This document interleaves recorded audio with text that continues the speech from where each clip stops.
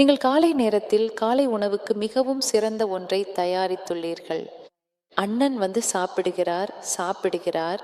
கொஞ்சம் மகிமா சொன்னாரு, என்ன சாப்பாடு, எவ்வளவு நன்றாக செய்திருக்கிறீர்கள். ஆனால் எங்க அம்மா இவ்வளவு நல்லாக செய்ய மாட்டார். இப்போது அவர் ஒரு வரி சொல்லிட்டு போயிட்டாரு. இப்போது உள்ளே ஆரம்பமாகிறது உரையாடல். காலை 6 மணிக்கு எழுந்தேன். இரவில் நைட் டியூட்டி முடித்து வந்தேன். இவர்களுக்காக இவ்வளவு செய்தேன்.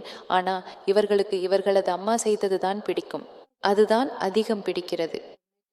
வீட்டில் எனக்கு எந்த மதிப்பும் இல்லை, எந்த பயனும் இல்லை. இவர்களது மனதில் ஆரம்பம். அவர் எத்தனை வரிகள் சொன்னார், நாம எத்தனை வரிகள் சொன்னோம்? சாட்சியாக இருந்து சொல்லுங்கள். இந்த காயத்தை யார் உருவாக்கினார்? அவர்கள் அம்மா செய்தது அதிகம் பிடித்தது என்று சொன்னபோது நாம் ஒரு எண்ணம் மட்டும் உருவாக்கினால் போதும். உங்களுக்கு அவருடையது அதிகம் பிடித்தது சரி. நான் என் முழு முயற்சியையும் செய்தேன். அதற்கு பிறகு மனது அமைதியாகிவிடும்.